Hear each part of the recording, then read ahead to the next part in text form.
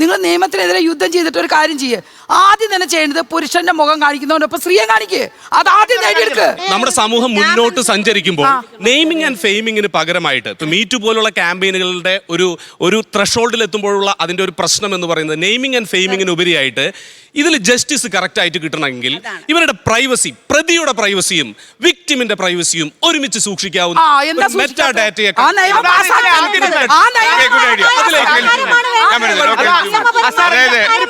കണ്ടിരുന്നു. ഇതാണ് ആദ്യ ഡിമാൻഡ്.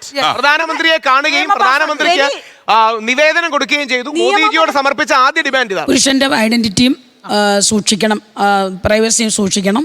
അവര് കുറ്റവാളിയാണ് തെളിയിക്കപ്പെടുന്നവർ. ഇത് തന്നെയാണ് എന്റെ അനുഭവത്തിൽ നിന്ന് കുറെ അനുഭവങ്ങൾ എനിക്കിങ്ങനെ ഉണ്ടായി. കുറെ ആത്മഹത്യകൾ കണ്ടു. ഞാൻ ഡൽഹിയിൽ സ്ഥിരം താമസിക്കുന്ന 37 വർഷമായിട്ട് താമസിക്കുന്ന ഒരാളാണ്. ഞാനൊരു സാമൂഹിക പ്രവർത്തക കൂടിയാണ്. ഡൽഹി മലയാളി കൂട്ടായ്മ എന്ന് പറയുന്ന സാമൂഹിക സംഘടനയുടെ ചെയർമാനാണ്. ഞാനൊരു മെഡിക്കൽ ഫീൽഡിൽ വർക്ക് ചെയ്യുന്ന ഒരാളാണ്. ആ കൂട്ടത്തിൽ തന്നെ ഇങ്ങനെ പല അനുഭവങ്ങളും എനിക്കുണ്ടായിട്ടുണ്ട്. ഒരു ഫാമിലി ഫുള്ളി ആത്മഹത്യ ചെയ്യേണ്ടി വന്നു.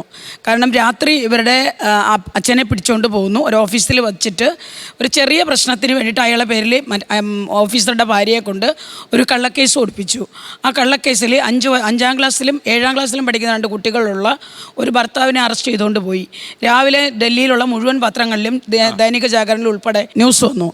അപ്പോഴത്തേക്ക് ആ അമ്മ ആത്മഹത്യ ചെയ്യാൻ വേണ്ടിയിട്ട് കൈ മുറിച്ചു. ഞങ്ങളുടെ ഹോസ്പിറ്റലിൽ കൊണ്ടുവന്ന് കഴിഞ്ഞിട്ട് അവർ പറഞ്ഞു, എനിക്കിനി ജീവിക്കണ്ട, ഞങ്ങളിനി ആത്മഹത്യ ചെയ്യുള്ളൂ. കാരണം അവരൊരു അഗർവാൾ ഫാമിലിയാണ്. ഈ അഗർവാൾ ഫാമിലി എന്ന് പറഞ്ഞാൽ ഒരു ഭയങ്കര നാണക്കേട്, ഭയങ്കരമായിട്ട് അവർക്ക് ഷൈ ഉള്ളതാണ് ഇങ്ങനെയുള്ള കാര്യങ്ങളൊക്കെ. അതൊരു അത്യാവശ്യം നല്ല ഫാമിലി ആയിരുന്നു. എന്നിട്ട് അവരെ ഞങ്ങൾ രക്ഷപ്പെടുത്തി അവരെ വിട്ടു. ഒരു 3ാമത്തെ ദിവസം അവിടെ ഒരു കനാലിൽ ഒരു ഡ്രൈനേജ് പോലുള്ളൊരു സ്ഥലത്ത് ചാടി 3 പേരും ആത്മഹത്യ ചെയ്തു. ആ കുട്ടികളെ ഇപ്പോഴും അത് ഓർക്കും ഭയങ്കര വിഷമമുണ്ട്. അപ്പം അങ്ങനെ കുറേ അനുഭവങ്ങൾ എൻ്റെ മുന്നിൽ വന്നതുകൊണ്ടാണ് ഒരു 2 വർഷം കൊണ്ട് എല്ലാ സ്റ്റേറ്റിലും ഞാൻ പോയി എല്ലാ സ്റ്റേറ്റിൽ നിന്നും ഉള്ള ജഡ്ജ്മെൻറ്റുകൾ കളക്ട് ചെയ്ത് 43ഓളം ജഡ്ജ്മെൻറ്റുകൾ ഞങ്ങൾ കളക്ട് ചെയ്ത് കൊണ്ടുവന്നു. പക്ഷെ എല്ലാം ഞാൻ വ്യക്തമായി പഠിച്ചു.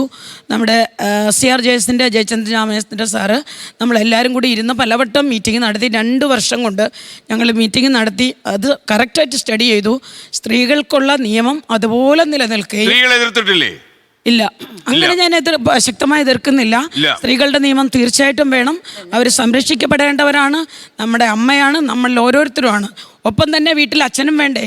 ലോകത്തെവിടെയായാലും ഏത് സമയത്തും 24 വാർത്തകളും ഓഗ്മെന്റഡ് റിയാലിറ്റി പാക്കേജുകളും എക്സ്പ്ലെയിനറുകളും വിശദമായി കാണാൻ ഞങ്ങളുടെ യൂട്യൂബ് ചാനൽ നിങ്ങൾക്ക് സബ്സ്ക്രൈബ് ചെയ്യാം.